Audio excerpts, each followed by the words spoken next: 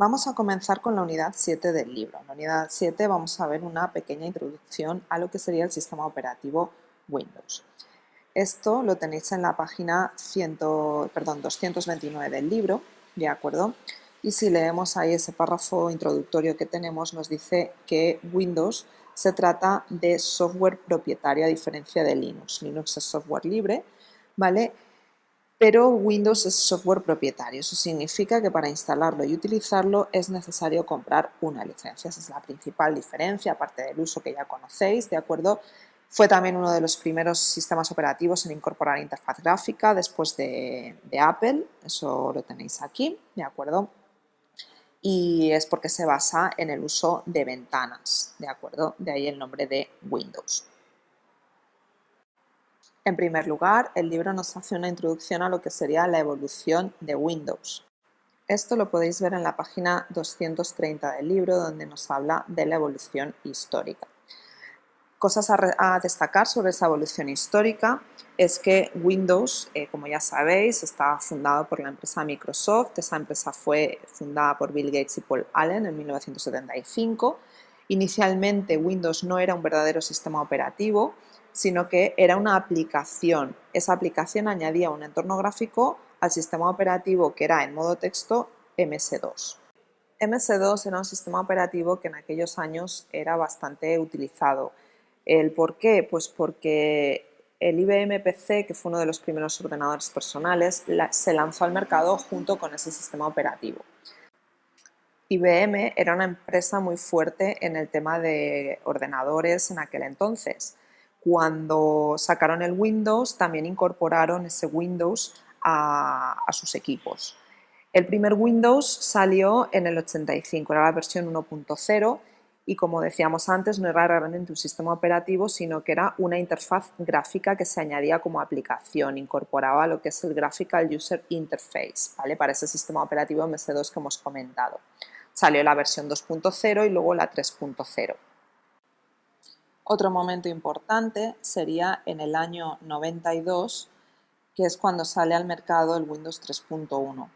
Presenta algunas mejoras y luego el Windows 3.11 que se decía que era para trabajo en grupo, por tanto permitía cierto trabajo en grupo a nivel de red. Esto era una innovación en aquel entonces. Aparece después en el 95 el Windows 95, de ahí su nombre. Ya no hace falta instalarlo sobre MS2, hasta ese momento había que instalar primero MS2 y luego el Windows sobre MS2. A continuación sale el Windows 98, después el Windows Millennium en el año 2000 y este tuvo muy poco éxito y apareció enseguida el Windows XP, que ha sido uno de los más robustos y más utilizados. Apareció después del Windows XP el Windows Vista y también duró muy poquito y fue reemplazado por el Windows 7 y hoy en día tenemos ya el Windows 8 que ya conocéis. Al tener tanto éxito el tema de las redes de ordenadores, Microsoft desarrolla para lo que es el entorno empresarial una familia de sistemas operativos más relacionados con el tema del trabajo en la red. Estos serían Windows NT, Windows 2000, Windows 2003 Server y Windows 2008 Server. ¿De acuerdo? Estos sistemas operativos de red serán los que veremos el año que viene en sistemas operativos en red.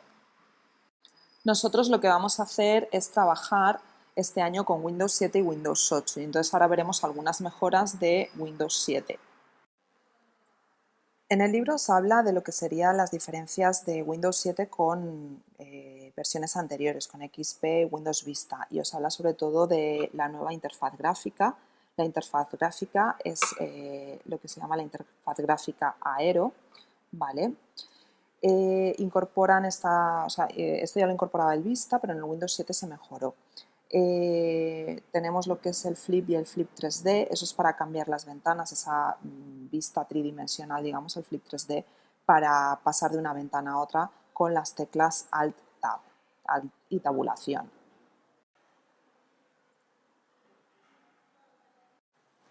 Dentro de la interfaz Aero tenemos otras funciones como son el AeroPick, AeroShake y AeroSnap.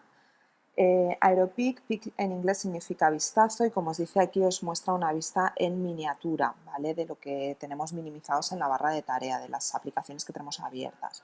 El Aeroshake lo que permite es minimizar todas las ventanas, os dice aquí fácilmente, moviendo una. Lo que se hace es que se agita una y entonces todas las demás se minimizan y se queda solamente en pantalla la que hemos agitado. Y por otro lado, Aerosnap. Snap significa vistazo fácil, ¿vale? Vistazo es peek, perdón. Snap significa fácil. Entonces esto nos permite organizar las ventanas de forma cómoda en el escritorio, ¿vale? Esto ahora luego con el Windows pertinente os lo explicaré, os lo enseñaré con las distintas ventanas. Bien, como ya habéis manejado en muchos casos tanto Windows 7 como Windows 8 probablemente, voy a presentaros en su mayoría las funciones que vamos a realizar con el Windows, pero vamos a hacerlas, las tareas de configuración, voy a mostraroslas en el Windows 8, ya que el Windows 7 es similar. El aspecto del Windows 8 recién arrancado. Tenemos esta pantalla en la que nos aparece la fecha y la hora. Haciendo clic en cualquier área de la pantalla nos aparece la pantalla de inicio de sesión, en este caso el usuario es alumno, pondríamos la contraseña, es el usuario que realizó la instalación del sistema y nos aparece entonces la pantalla de inicio de Windows 8. Aquí tenemos pues, distintos accesos a aplicaciones como puede ser el correo, contactos, mensajes, calendario, fotos y el escritorio. ¿Vale? Podríamos haciendo clic aquí ir al escritorio, que es la apariencia habitual que nosotros estamos acostumbrados en versiones anteriores a Windows 8, en Windows 7 y anteriores. De acuerdo, para volver a esa pantalla de inicio ponemos el ratón en la parte inferior derecha de la ventana o en la parte superior derecha de la ventana. Vale, vamos a darle a inicio y volvemos a donde estábamos. Otra forma de acceder al escritorio sería aquí sacando este menú de aquí de la derecha, dando clic en buscar. Ponemos es de escritorio y ya nos aparece aquí. Haciendo clic, ahí lo tenemos. Bien, en cuanto a aquí, estamos acostumbrados, lo primero que os menciona el libro es la barra de tareas. La barra de tareas es esta de aquí abajo. Bueno, la definición que os da en el libro sobre escritorio es que es la primera ventana que vemos cuando arrancamos Windows. Esto ya no es cierto con el Windows 8, ¿de acuerdo? Pero bueno, el escritorio lo definimos como la pantalla inicial de versiones hasta el Windows 7 que aparece cuando se arranca el equipo. A continuación nos habla de lo que es la barra de tareas y los menús contextuales, ¿vale? Tenemos aquí lo que es la barra de tareas y es esta barra de aquí abajo, como ya hemos comentado. El menú contextual, antes de seguir con la barra de tareas, el menú contextual es el que aparece cuando hacemos clic con el botón derecho del ratón. Es contextual porque depende del contexto. Ahora he hecho clic con el botón derecho en el escritorio donde no hay nada y nos aparece este menú. Si lo hago sobre la barra de tareas, ese menú es diferente. Si lo hago sobre la papelera de reciclaje, en este caso, también es distinta. Entonces el menú contextual es el que aparece haciendo clic con el botón derecho del ratón. Bien, la barra de tareas, tenemos una serie de lanzadores o de elementos que nos permiten pues poner en marcha las distintas aplicaciones, en este caso el Internet Explorer, el explorador de archivos, el Chrome o en este caso yo he añadido ejecutar. Tenemos el área de notificación, que es esta de aquí, ¿de acuerdo? Y las barras de herramientas, haciendo clic aquí con el botón derecho, podemos añadir barras de herramientas de dirección, vínculos, teclado táctil o escritorio o crearnos una barra de herramientas propia personalizada nuestra. Bien, voy a mostrar por ejemplo la barra de herramientas de vínculos y nos aparece esto aquí, ¿de acuerdo? Y podríamos pues, acceder a los distintos vínculos. ¿Que ya no quiero esa barra de herramientas? Me vengo aquí de nuevo y la desmarco. Las barras de herramientas por defecto aparecen bloqueadas, ¿vale? La podríamos desbloquear, ¿de acuerdo? El efecto lo vemos si tenemos alguna barra de herramientas, por ejemplo la barra de herramientas de escritorio, la voy a mostrar. Vemos que aquí aparece estas dos flechitas que indican que hay ahí varios iconos ocultos, escondidos. Esta barra podría darle más espacio, pero ahora mismo no la puedo mover porque la barra de tareas está bloqueada. Entonces desbloqueo la barra de tareas y vemos que aparece este símbolo de aquí haciendo clic y arrastrando puedo darle más espacio a esa barra de herramientas de escritorio. En este caso no me interesa. De acuerdo, lo dejo así, botón derecho de nuevo, bloquear la barra de tareas y ya no puedo moverla. Bien, voy a quitar esa barra de herramientas de escritorio de nuevo y qué más cosas puedo hacer con respecto a la barra de tareas. Voy con el botón derecho a propiedades y vemos que podemos ocultar automáticamente la barra de tareas. Le damos a aplicar y vemos que la barra de tareas, si el ratón se aleja de ella, se esconde. ¿De acuerdo? Entonces cuando acercamos el ratón se muestra y cuando no necesitamos acceder a la barra de tareas, pues se oculta. Voy a desmarcar, le doy a aplicar y ya tengo siempre visible la barra de tareas. Bien, podemos poner los botones de la barra de tareas pequeños, le doy a aplicar y vemos que los botones de la barra de tareas se vuelven pequeños o dejarlos pues, como estaban. Le vuelvo a dar a aplicar y recuperan su tamaño normal. La barra de tareas la puedo poner en otra ubicación, aparece por defecto abajo, podría ponerla a la izquierda, podría ponerla a la derecha, podría ponerla en la parte superior de la ventana o, como está al principio, dejarla en la parte inferior. Bien, podría personalizar el área de notificación, ¿vale? Lo tenemos aquí y lo tenemos en esta parte de ahí. Bien, eso es lo que podría hacer con la barra de tareas, entre otras cosas. Si lo que queremos es personalizar el escritorio o modificarlo, tendríamos que con el botón derecho hacer clic en cualquier parte del escritorio que no contenga nada e irnos a personalizar. En personalizar yo puedo cambiar de tema, en el cual pues aparecen una serie de, en este caso, pues, fotos, ¿vale? Sobre la Tierra o sobre flores en este caso, o dejar simplemente el tema predeterminado de Windows. Bueno, los tres son predeterminados de Windows. Podría poner este de aquí, por ejemplo. Podría escoger un color de fondo si quisiera, o cambiar los colores de los bordes de las ventanas. De acuerdo, voy a poner este verde, por ejemplo, si le quiero dar a guardar cambios. Y si no, en este caso lo dejo tal cual esté, un poco transparente.